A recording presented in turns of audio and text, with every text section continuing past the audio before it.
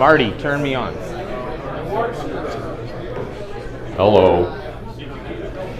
Do I use this one also? All right, time for the free beer. Free beer tomorrow. That's right. That ever gets everybody's attention. Okay, let's get rolling here. Hi, folks. This is part A of a two-part talk. I'm giving two Hints and Kinks talks today. One is for the operators. This is about the person, the ergonomics, et cetera, et cetera, et cetera. Later, there's a technical one about hints and kinks for your station. If you can't hear, wave your hand at me and stuff. I'm trying to save my voice because I'm doing 4 talks today, and I'm going to try to entertain you tomorrow night. And if my voice goes, it may be really entertaining tomorrow night. Okay. What are the goals of the session? We're going to talk about tips, suggestions. This is not so much a cookbook. It's some guidelines, give you some ideas. Want you to look at these as little toolboxes, little components, little parts. Your own circumstances dictate what you do, how you operate, how you win or lose. I can't give you a cookbook on how to do that. You have to assemble this, some assembly required, okay? As we go through this, I want you to be thinking about how you would take a station and you would say, where can I get another dB of performance? A guy in the Northwest, K7GCO, used to say, a dB is a dB is a dB. So we're going to talk about how to get those dBs in your score, and you'll look at this and go, man, that's easy. I could do that. That's the low-hanging fruit. And so we'll take some of this low-hanging fruit. You take this back home and raise your scores a little bit. I'm going to talk about how to develop confidence in your own abilities, which is a real good piece of low-hanging fruit, and just having that extra confidence means a lot. And occasionally I'll try to make you laugh. Like when I tell you it's free to get in, but it's $5 to get out. Okay. Here's my assumptions about my audience out there. You've been contesting for a couple of years, few years. You feel comfortable calling CQ now and then. You S&P pretty well, and you're looking at how to get a little better. Maybe you've racked up a division, a state, some kind of regional plaque, maybe even a little bit of a reputation, and a good one. And you're going to kind of take this to the next level. You got some decent radios, some decent antennas. You have some capabilities. You have taken some lumps, and you have given some lumps, okay? So you want to give some more lumps. That's the kind of the goal here. So what's the best way to get better? Like I said, it's not a cookbook. You can follow along the text. You don't have to write all this stuff down. There's nothing on these slides that you don't have, so you can make some little notes and stuff, but you don't have to record everything. And as you go along, you'll get these little ideas that pop in your head. Oh, I could do that. Or I've got a friend that does this or has this, or I could buy this, and et cetera, et cetera. I think I can get this into the house without anybody noticing. You write that down in your little book. All right. When Albert Einstein was asked about the most powerful force in the universe, he replied, compound interest. Okay? It's relentless. It's incremental improvement. You apply it relentlessly. It's unstoppable. I operate at K3LR once a year, and Tim is relentless. Every year, little tiny things that he fixes. He goes through and he worries about all the connectors. All of his PL259s are hand soldered. Imagine how many PL259s that is. He puts down some more radials. He changed out the high towers because he was concerned that the different metals in the towers, the aluminum rivets with the galvanized cross braces, were causing intermodulation. And so he changed out the high towers. Now, you don't have to get to that level, but little things that you do continuously are an unstoppable way to improve. And plaques are 1 dB at a time. It's rare to see somebody go from down in the noise and the scores to suddenly consistent top 10, unless you move from here to like Bouvet, okay, something like that. That's a possibility. Okay, we could do that. You can have your own country, but here in the States, in North America, Europe, whatever, plaques are run 1 dB at a time. Just get a little bit better, a little bit better, a little bit better. Hints and kinks, which Kinks has a weird annotation today. It doesn't mean the same thing it did when we were kids. Has anybody noticed that QST has dropped the Kinks thing? It's now hints and, I don't know, techniques or tweaks or something.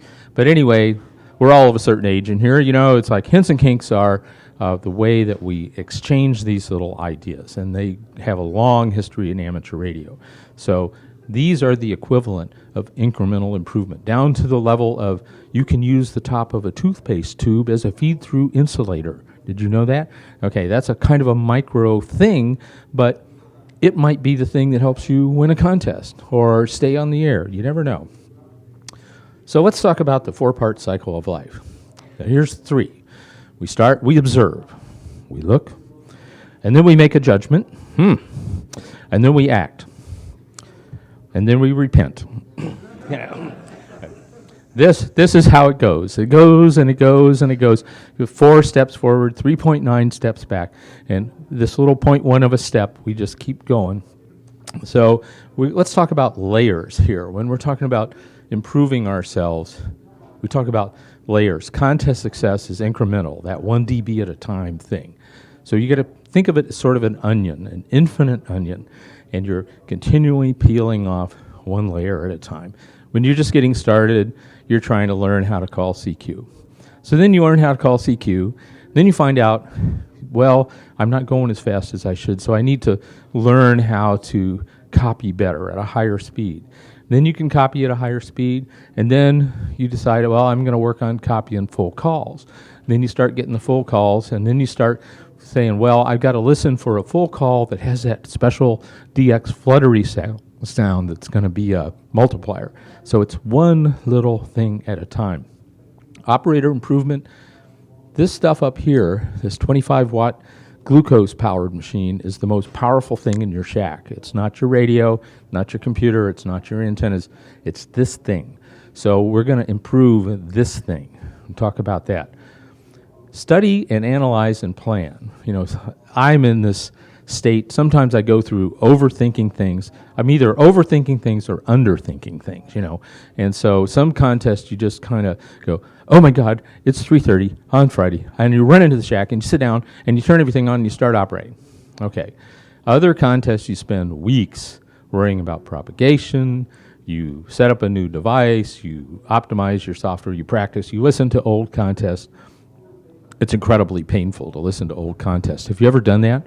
Listen to your own audio. It's just like, it's killer. You're going, oh, I can't stand to listen to any more of this because it's so painful that I didn't, hear that guy. And I used to call it the doofus factor in Sprint. How many Sprint operators do we have here? A few. Where you get into this, suddenly you've got this 3-minute gap in your log and you're just completely out of phase with it. Let me tell you, that's painful to listen to on a tape. So address your obvious deficiencies first. And if you don't know what your obvious deficiencies are, ask your spouse. Okay. I was driving around. I do the Missouri QSO party with my wife, Ellen, KD0PES. She doesn't operate. She loves to listen. I think she loves to listen. She loves to drive and go weird places. And so we were out, and the first year we did this, she kind of watched me do all this. And then the second year we were out, she kind of elbows me in the side at some point and says, "You're spending too much time on the county lines." Okay, I guess I am. And she's had some really good compliments and some comments for me over the years. Ask your buddies. It's like, you hear me on the air all the time. How could I improve? What do you think? And accept what they have. Think about your own stuff. Listen to your tapes. Read your LCRs, read K7ZO's 10-meter contest analysis for 2017. Just came out. Scott spends pages on this, goes through LCRs and tells you how to analyze and look at them. Really good stuff.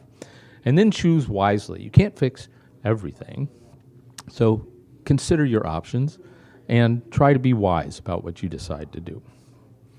Ergonomics. Okay, that's an overused word.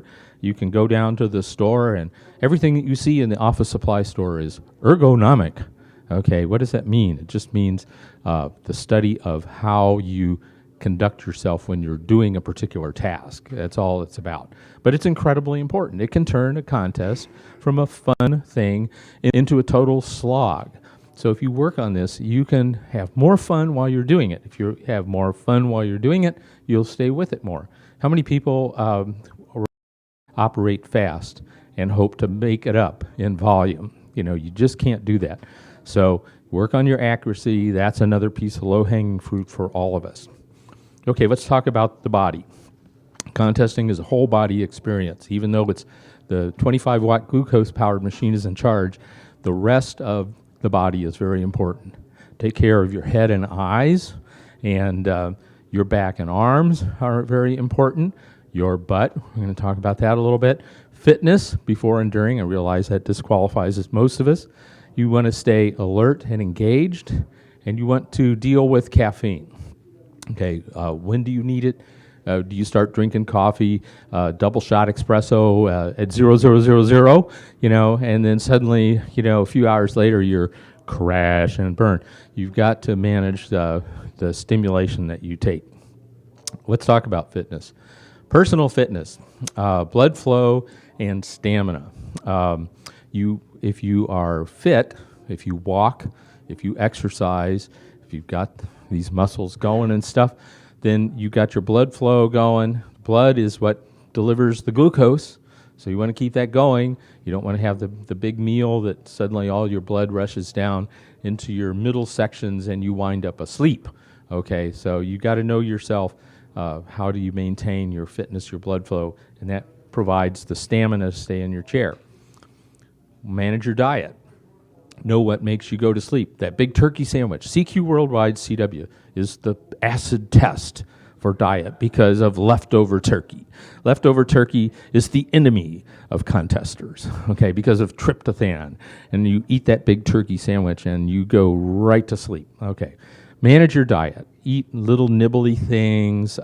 Try not to, raise your blood sugar and then have a big crash and that sort of stuff. It's all very personal, but you just have to be aware of it. It makes a big difference. And when you just can't log successfully, you realize you're tuning the radio, but you have no idea what you're doing. Take a cat nap. Just 15 minutes. Put your head down, whatever. Just take a little nap, even if the whole band is calling. Get up, take a break. Take a shower. Brush your teeth. You have no idea how, in a phone contest, brushing your teeth gives you a whole new outlook on life. It's amazing. Maybe I speak for myself, but understand your body rhythms. This is my big challenge, is I've never been able to stay up for hours and hours and hours like some people can. They're like, 48 hours, no problem. That's a big problem for me, okay?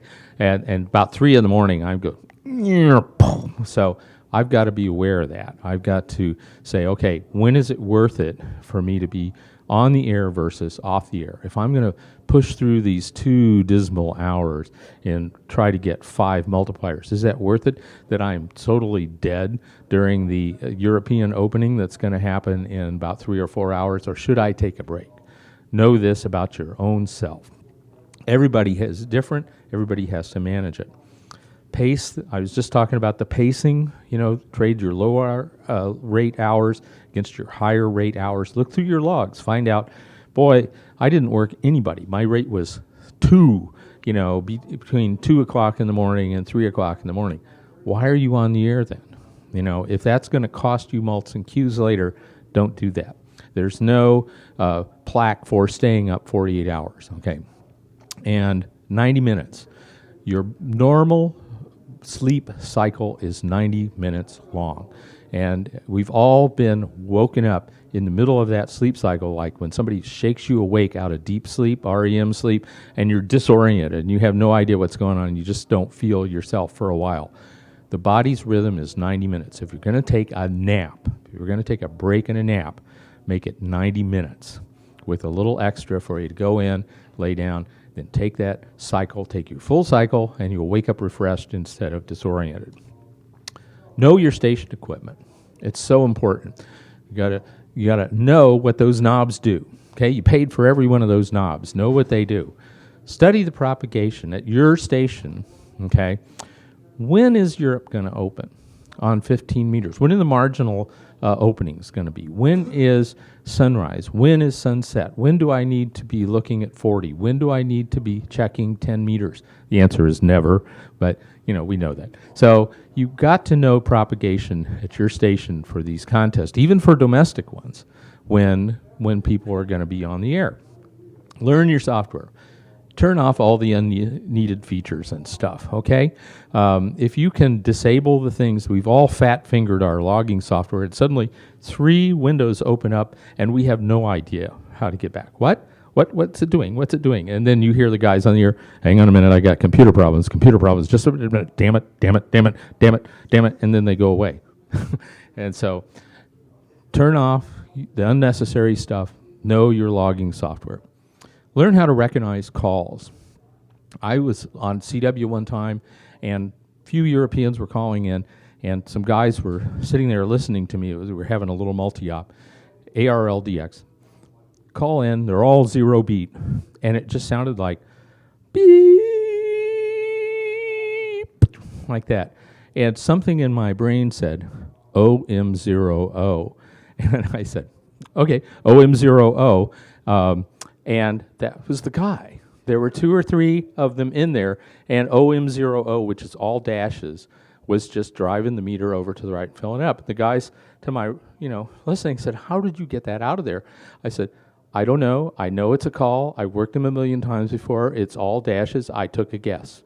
But something in my brain said OM0O, and that's just from recognizing the call. Or you recognize a voice, or you recognize a technique. And that's your super check parcel upstairs. What is propagation likely to be like? There's no point in planning your contest now as if it was a peak of the cycle, okay? You got to plan for how conditions are now. And plan B is also very important. You listen to Dr. Sco, and she says, this week we're going to have a high velocity impact from a coronal mass ejection. And that's not what happens after drinking too much Mexican beer, okay? We're going to have a coronal mass ejection. It's going to slam into the earth, right about the start of the contest. And you're like, oh, no. Okay, so maybe the contest is going to start one way, but suddenly change. Or what if you were going to do single op 15, and suddenly the K goes, ping! Well, you might want to change to another band. Have a plan B. If the European opening doesn't happen on 15, what do you do on 20? Should you be on 40? What did you do wrong last time? That's the hot wash thing that they do in MCOM, public service. What happened? What did we not like? What did we like? After the contest, while it's still fresh in your mind and the blood is still dripping, okay, write down on a piece of paper what happened. Boy, I went to 20 too early, or 15 didn't show up, or God, I hate 40 phone, whatever. Okay, write that down, get ready for next time so you can plan. Set your goals on a timeline and write them down, okay? I need to have this many QSOs, I need to make this many malts, I need to do this and this and this and this, and keep them up there where you can see them and keep looking at them, or at least have them in your head, or have them in a little note on your computer. Look for the active station list. NG3K puts out a little expedition list. These guys are out there all the time. Special call sign, funny little islands, funny little countries, whatever. Work them all. They're free score enhancing multipliers. Get that stuff. The goodies like Pac-Man, little magic pellets. And set your break times in advance. It's so easy to say, oh God, I just got to keep going. I just got to keep going. I just got to keep going. And you see the marathon runners that just got to keep going, and then they go like that. Manage, manage, manage. How many people have seen John Wayne, The Searchers?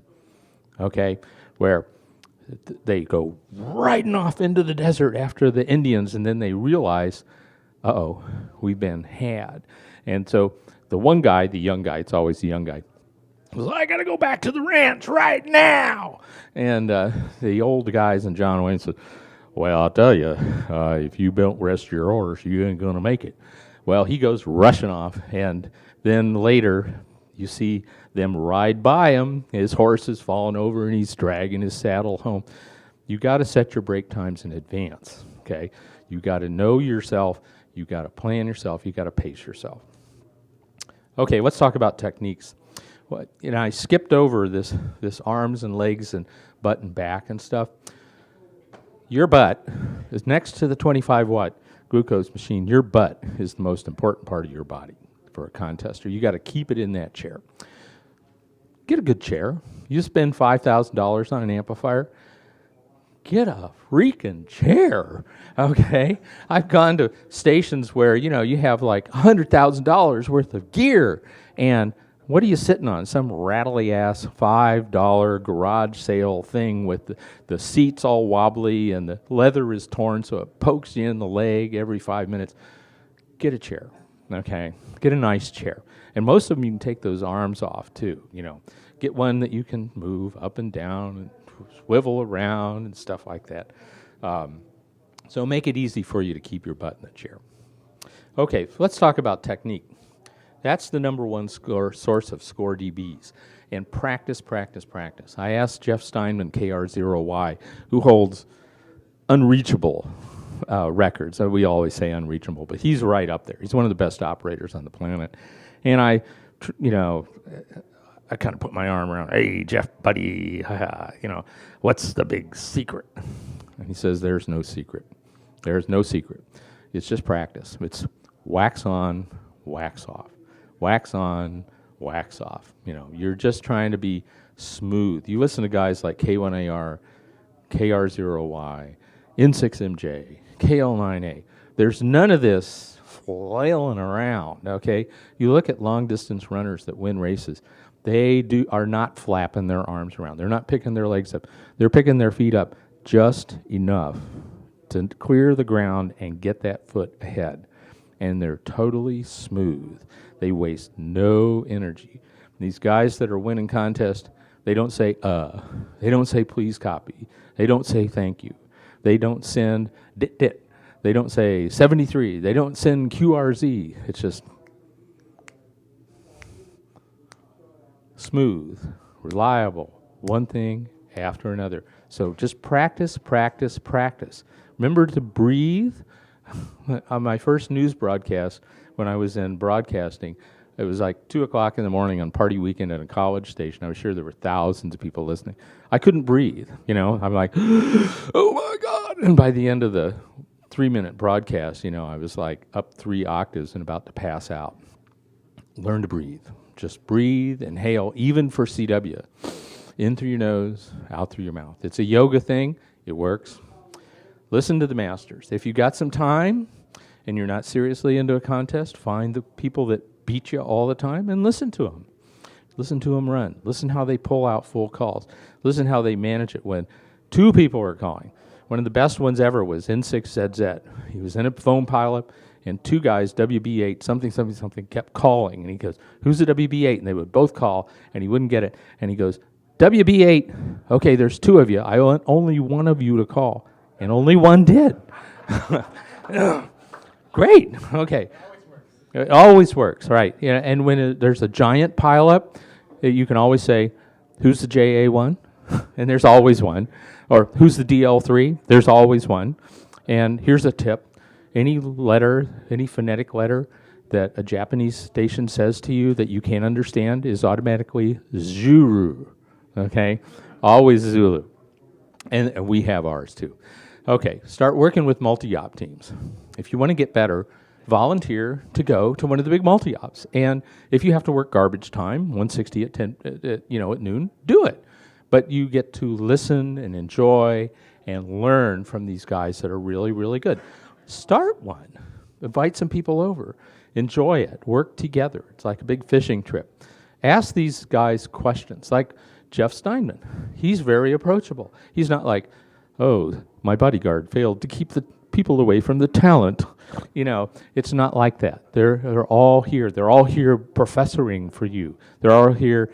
Get them after a couple of beers in the suite. They'll tell you anything, okay? No problem. Trade recordings. Listen to them live. Very, very useful. Run more and whenever you can. This is a key thing for smaller stations. act like you belong there, because you do. If you are tuning up the band, QRP stations kind of know this.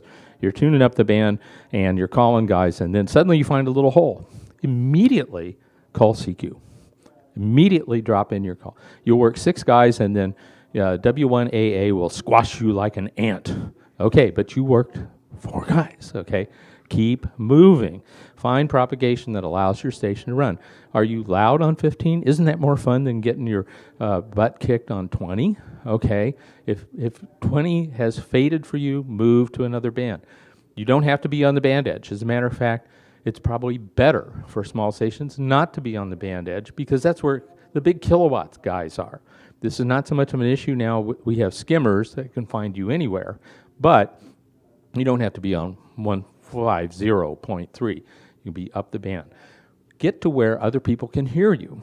If that means above 100 or something like that, where the skimmers can't go, they don't find anybody up above 100, okay, get up there, nice, clean, open area. People can hear you really well. You'll get a better rate than if you were down slugging it out at 52.5 on CW, trying to squeeze in and all this kind of stuff. Get up to where people can actually hear you. Learn when not to log it, okay? You get penalties in a lot of contests. Don't guess. Do the Fred Lawn thing. If you can't get them twice, say, sorry, CQ, and move on. It won't hurt their feelings, okay? It's like yelling at your dog. You know, they're mad for 2 seconds, and then they're, what are you going to feed me? You know, so just go on 2 times, and then don't sit there for time after time after. Is it alpha? Is it 2? Why don't you stomp your feet and I'll count, you know. In the meantime, other people are listening to this that could work you, and they're tuning right on by. So just keep your line in the water. If it comes off the hook, don't worry about it. But don't guess, because it's a sure way to penalties. Copy accurately, breathe, what we were talking about, find a rhythm, be consistent. It calms you, okay? Panic is the enemy of contesters. You get, oh my God, I should be going faster. I'm not doing this. You're losing QSOs. Be calm, be wise, be consistent, and keep your butt in the chair. Let's talk about accuracy a little bit. This is a graph that shows the purple bars are how many logs had a certain error rate, okay? Most of the logs were in the 5 to 10% range. Okay, that's the biggest thing. That means their score went down by probably 10 to 20%.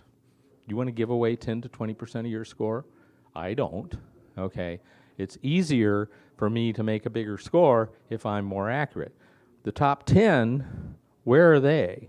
If you go look at the top 10 in the line scores, and then you go look at their error rate, if you're if you've got access, you'll find that the winners are down in the 0.2 to 1% error rate, less than 1%. Even in sweepstakes with that nasty, long exchange with lots of opportunities for mistakes and errors, less than 1%. That's really, really, really important.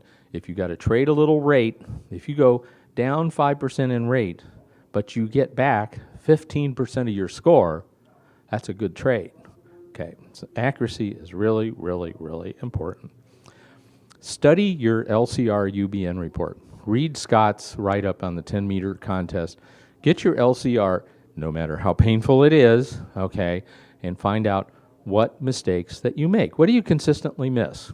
Okay, one of my evil plans is to operate from Haiti as HH5H and and send everybody 559 and 555 watts in the ARLCW. Of course, I could be really evil, and I could send everybody 549. I could throw 1 dash in there or something, or an S, My problem, I say that because I have problems with these really fast guys, and they're sending 5 and H, and it all sounds the same. It's like barcode, like this, K7SS, and I just know that's Danny. But, when you're going so fast that you can't copy, and you're listening to one of these speed demons, and you know that it's a problem, okay, then make sure that you copied it right, okay? Take a little extra minute, to make sure that's right so you don't get a penalty.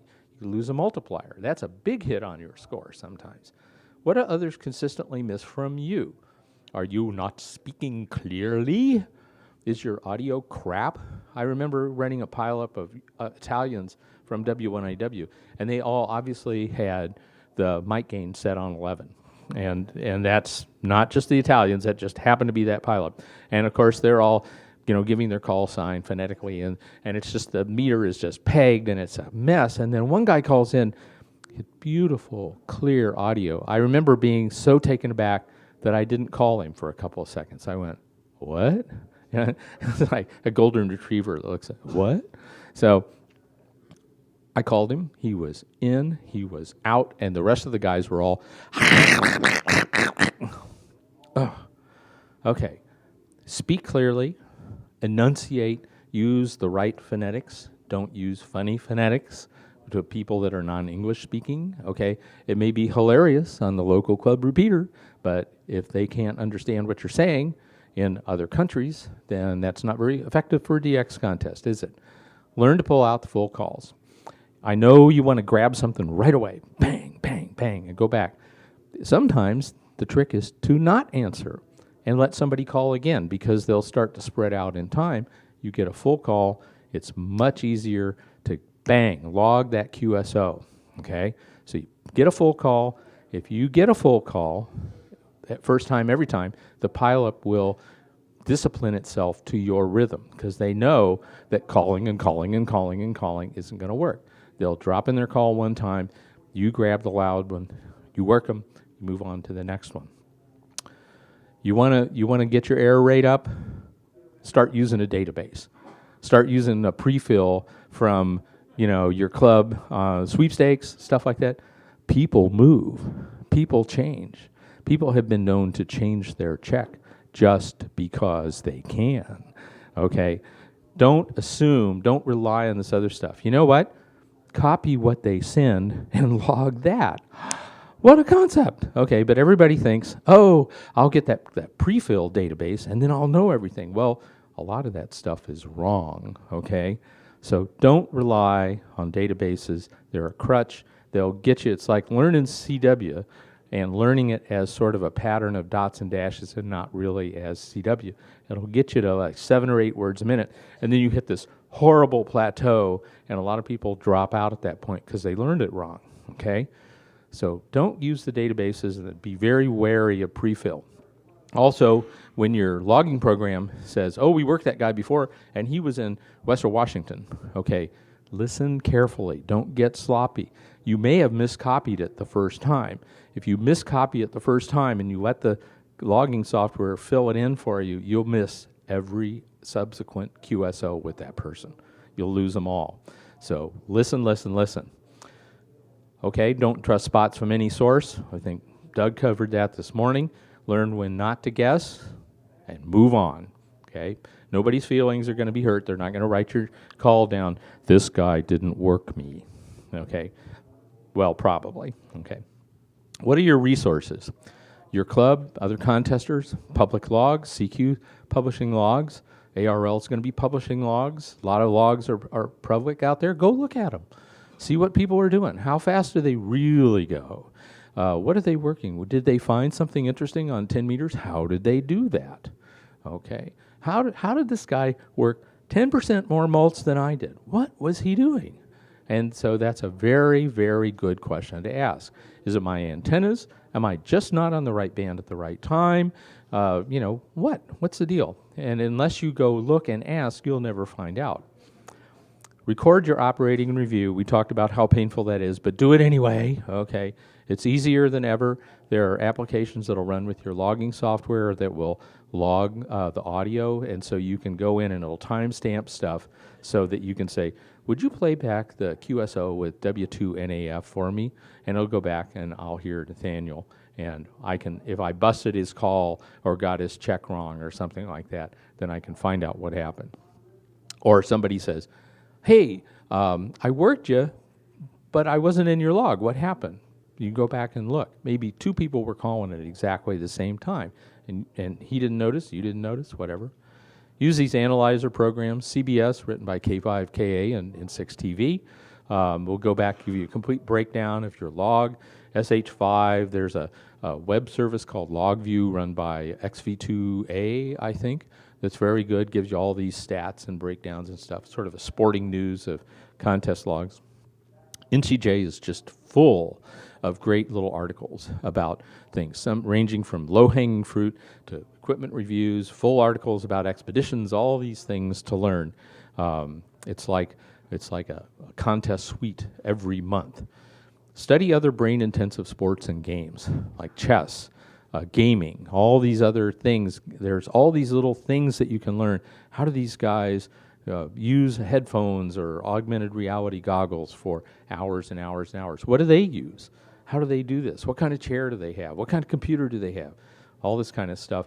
And you can, if you're really bored, and you've got nothing to do on that plane flight, have RUFZ or Morse Runner running on your computer and sit there and just log calls. How many people do the Kansas City DX pileup contest? Oh, this is fun. And you can get those. It'll just throw calls at you. Some with noise, they drift, there's 2 or 3, they fade in and out. It's just like real. And you just sit there and put yourself in that zone. I've got this picture someplace from a National Geographic China book, and it shows the Dalai Lama, and he's there on his prayer platform, in sort of this meditation room of some sort, all polished wood, all very Zen, or whatever. And he's sitting there, and he's got his arms folded, his eyes are closed, and right next to him is this big honkin' Sony shortwave receiver. He's really into shortwave radio, and he's just sitting there, and he's just folded up, and he's just into that radio. I said, that's what I want for my shack. I don't want all this crap. I want a prayer platform and a big honkin' radio right next to me, okay? You just get into it. You just get into this rhythm and zone. Okay, I will now take questions, and we'll get in. If you go to the later talk, we'll talk about equipment and stuff like that. Questions, comments, brickbats. Yes, in the back. Speak loudly. You had mentioned, I think his name was Dan, the 10-meter report. Since we were looking at when he wrote up, what was his call? Can you just repeat back the question? Come on up here. I got about half of that. The 10-meter report that the guy did on his, what was his call? Okay, the 10-meter contest write-up by K7 Zulu Oscar Scott Tuthill. It's on the ARL website under contest results articles for 2017. And Scott's write-ups are voluminous and semi-legendary. And if you go back to 2016 and 15 and 14 and 13 and all the way back to, I think he started in 2010, they're all pieces of work and with lots of good stuff in them. So that answer your question? The question was, where do I get the 10-meter write-up for 2017? Who was next? Yes, George. Just a few comments. Chairs. I have 2 good chairs, and I swap them out during the contest. That helps greatly. George has 2 chairs, one for each cheek. Yeah, yeah.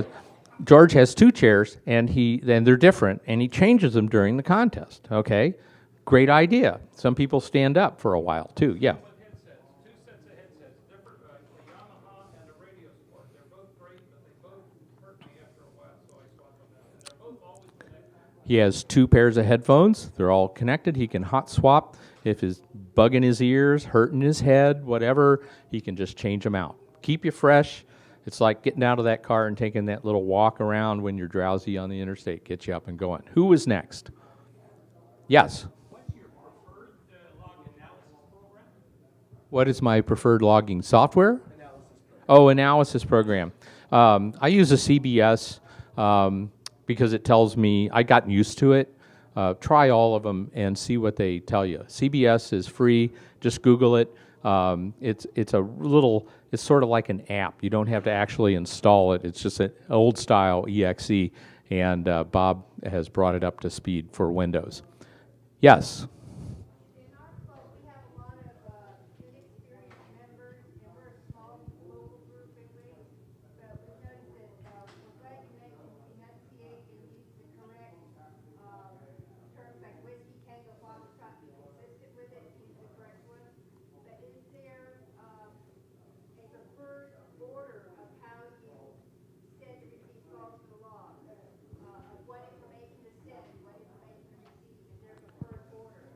Is there a preferred order for sending and receiving calls and the exchange information?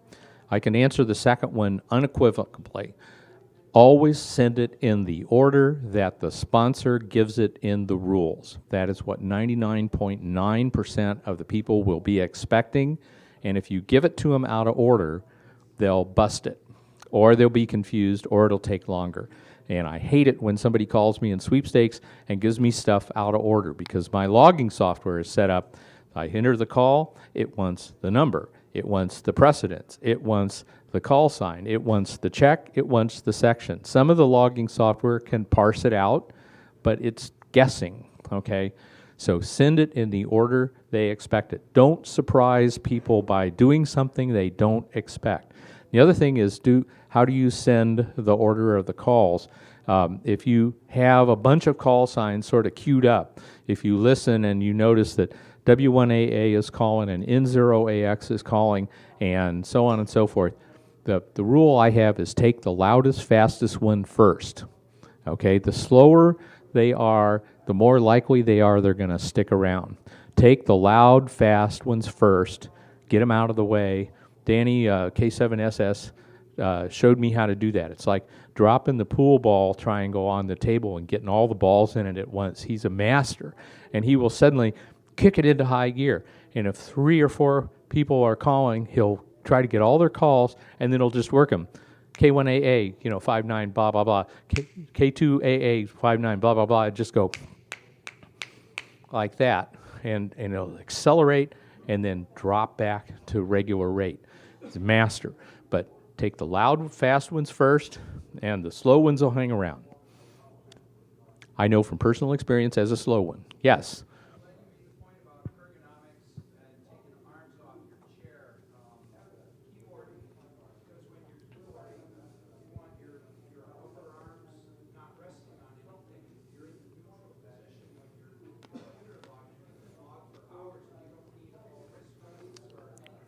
Good point. And basically the idea is support your arms. That's the requirement. If they're too far down, too far up, or they're resting in that little painful thing on the edge of the table, and you get contester's elbow and that sort of stuff, it's all very personal.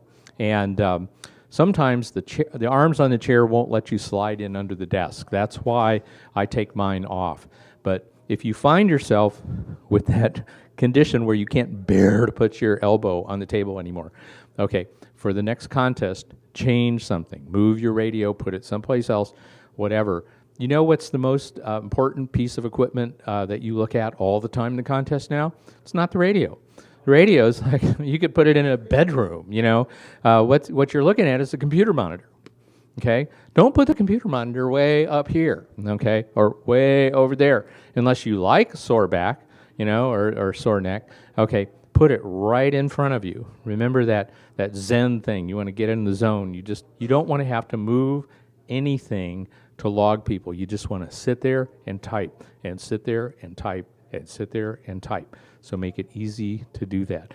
But if you're distracted because your arms are too high, too low, your chair's too high, too low, whatever, that subtracts a little bit of that glucose every second. Okay, so save your glucose for what it's supposed to be doing, which is running the 25-watt machine that's running your logging stuff. Other questions? Yes? Have shack lighting. What about shack lighting? Some people like it bright, some people like it dim, whatever. Have it adjustable. Okay, so during the contest, like George's idea about having 2 chairs and 2 headphones, have your lighting so that you can move it around. So I find at night when I'm in those body dives, biorhythm dives, it's much better to have bright lighting. Keeps me from falling asleep. If I turn off the big lights and I turn them down to the little lights, I have a tendency to fall asleep. Okay, that may or may not be the case for you, but have your lighting adjustable. Don't have it so that you're squinting, okay, or make it glare off the screen. I can tell you that for sure. Make it adjustable, make it comfortable. That's the thing. Don't be afraid to change stuff. Yes?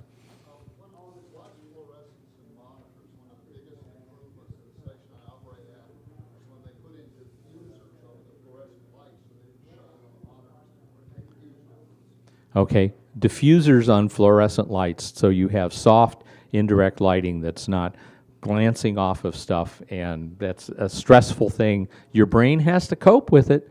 Okay, so take away all the things that your brain has to cope with that don't have anything to do with making points. Like, turn off the TV and don't watch football, okay? Don't be reading your Facebook page, while you're supposed to be contesting. There was yes, question.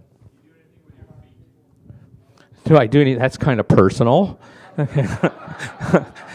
do I do anything with my feet? Yes. It's really a thing that you do with your thighs, okay? If you do a 48-hour contest, you are in that chair for longer than an entire work week, okay? So you got to think about that, and if you are pressing against the back of your thigh, you'll cut off circulation to the lower part of your legs. Your feet will get uncomfortable. Your legs will get uncomfortable. They keep telling us about this deep vein thrombosis stuff, like for airplane flights, and I use compression socks. I'll even confess I have used compression pantyhose, okay? But the compression socks work the best, okay? They keep the blood, up in your leg and stuff like that. Sometimes it helps to just have a little platform down there, a couple of 2x4s or something, and you can lift up your foot and put them on it. It's not your feet, it takes pressure off the back of your thigh. Okay, ergonomics, you're going to be in this thing, for longer than a whole week at work. So make it possible to do that without pain. Other questions? Comments? Yes? On that subject, do you expect contest duration to change at all? Because it is sometimes very difficult on old people. Well, I still find guys like, okay, do I expect anything to happen with contest duration because of the changing demographics, which is a polite way of saying it? TJ, Jim Niger, work me now, the voice of God from Ascension Island, ZDHZ. Okay, he's just a 48-hour guy, man. He can do it. Okay, but the older we get, the less we can do that. And sprints, if you looked at like last weekend or weekend before, there were like 9 sprint format contests. Plus you got sprints through the week. I think the little sprint contests are going to become much more popular, and several key 48-hour contests will remain dominant as big challenges like CQ Worldwide, ARLDX. Sweepstakes, people keep wanting to change sweepstakes, but Sunday, the Sunday slog, that separates the sheep from the goats. I'm not sure whether it's better to be a sheep or a goat, but it sure separates them, okay? And so maybe we ought to keep that. But, do what you can, do what you like, whatever's fun. And when people stop having fun doing 48 hours, you'll see the number of people doing 48 hours go to 0, and that'll be that. But you can do 12 hours, 6 hours, 5 hours, whatever you got. One more. That's good. Yes, George. All right, when you're working the contest and you realize that you copied the Western Washington instead of Eastern Washington, all I do is a quick alt in and just record a note and say, check K7SS. Right. What George says, if you are typing in a contest and suddenly you realize you busted part of a previous QSO. Some guys are really, really good. They can jump up into the log, N1MM plus makes it really popular to do that. They can edit it and they go right back to it. Otherwise, just learn how to make notes through the contest. Even have paper and pencil. Busted, K5 KG, he's not really here, he's there, whatever. Make a note for yourself. As far as I'm concerned, if you noted it during the contest, it's perfectly okay after the contest to go back and correct it. It's when you go back and you start looking and say, well, where's George? Oh, I think he's really over here. I'm going to change. That's not okay. But if you make a note to yourself, Alt-N in most of the programs, you can just type it in. Boom, it's right there. And right after the contest, you fix it. No problem. Good idea. Okay, thanks very much. See you later.